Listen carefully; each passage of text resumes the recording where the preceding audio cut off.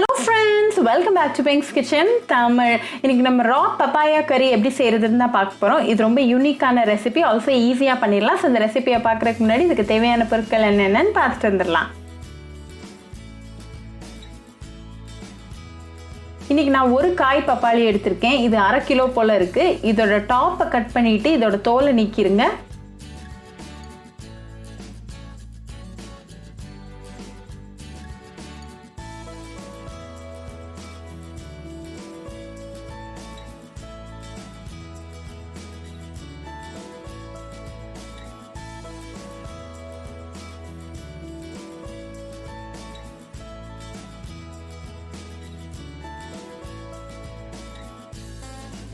இதை ரெண்டா கட் பண்ணிக்கோங்க. இதுக்குள்ள இருக்கிற விதைகளையும் நம்ம நீக்கிடலாம்.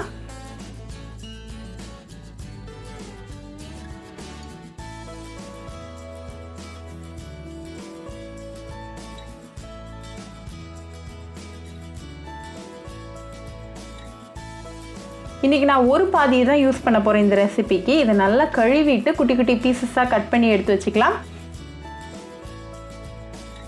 இப்போ நம்ம ப்ரிப்பரேஷன் ஆரம்பிச்சிடலாம். ஒரு கடாயை சூடு பண்ணிவிட்டு அதில் 1 டேபிள் ஸ்பூன் எண்ணெய் சேர்த்துக்கோங்க. எண்ணெய் நல்லா சூடானதும் 1/4 டீஸ்பூன் ஜீரகம், 2 காஞ்ச மிளகாய், 1 பச்சை மிளகாய், அப்புறமா கொஞ்சம் கருவேப்பிலை இலைகள் சேர்த்துக்கோங்க. இதை லைட்டாக கலந்து விட்டுருங்க. அப்புறமா ஒரு வெங்காயத்தை நல்லா பொடுசாக கட் பண்ணி சேர்த்துக்கோங்க. இதை நல்லா மிக்ஸ் பண்ணி விடுங்க. வெங்காயம் நல்லா பொன்னிறம் ஆற வரைக்கும்.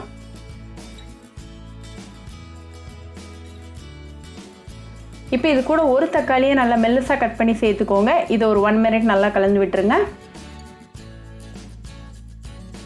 இப்போ நம்ம மசாலா எல்லாம் சேர்த்துடலாம். 1/4 டீஸ்பூன் மஞ்சள் தூள், 1/2 டீஸ்பூன் மிளகாத்தூள், 1/2 டீஸ்பூன் மல்லித்தூள்,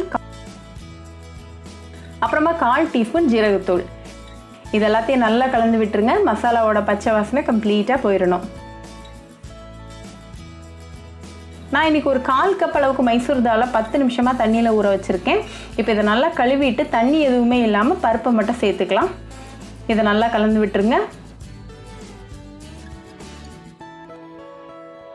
இது கூட 1 கப் தண்ணி சேர்த்துருங்க. இது நல்லா கொதி வரட்டும்.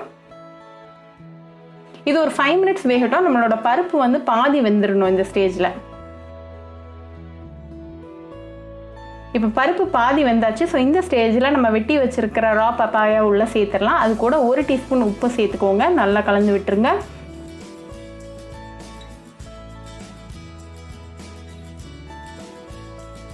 இப்போ இதை ஒரு மூடி வச்சு க்ளோஸ் பண்ணிவிட்டு ஒரு 10 நிமிஷம் வேக வச்சிடலாம். இப்போ 10 நிமிஷம் ஆயிடுச்சு. ஸோ ஓப்பன் பண்ணி பார்த்துடலாம். பப்பாயா நல்லா வெந்திருக்கு. இருந்தாலும் நம்மளோட கிரேவி ப்ராப்பரான கன்சிஸ்டன்சி வர்றதுக்காக மூடி இல்லாமல் ஒரு 5 மினிட்ஸ் குக் பண்ணிக்கலாம். இப்போ 5 மினிட்ஸ் ஆயிடுச்சு. நம்ம ரா பப்பாயா கறி சூப்பராக ரெடி ஆயிடுச்சு. இதை நீங்கள் சாதம் கூட வச்சு சாப்பிட்டு என்ஜாய் பண்ணலாம். ரொம்ப டெலிஷியஸ் அண்ட் ஈஸியான ரெசிபி. ஸோ கண்டிப்பாக இந்த ரா பப்பாயா கறியை உங்கள் வீட்டில் ட்ரை பண்ணி பாருங்கள். ட்ரை பண்ணிவிட்டு எப்படி இருந்துச்சுன்னு எனக்கு கமெண்ட்ஸில் சொல்லுங்கள். ஒரு சூப்பரான ரெசிபியோட உங்களை வந்து பார்க்குற வரைக்கும் பாய் ஃப்ரெண்ட்ஸ்.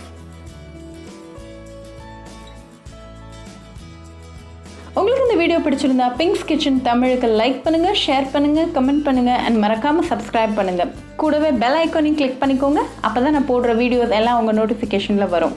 உங்களுக்கு ரெசிபிஸ் இங்கிலீஷில் பார்க்கணும்னா பிங்க்ஸ் கிச்சன் சேனலை பாருங்கள். சேனலோட லிங்க் நான் அந்த டிஸ்கிரிப்ஷன் பாக்ஸில் கொடுக்குறேன். மறக்காமல் செக் பண்ணுங்கள். இன்னொரு இன்ட்ரெஸ்டிங்கான ரெசிபியோட உங்களை பார்க்க வர வரைக்கும் பாய் ஃப்ரெண்ட்ஸ்.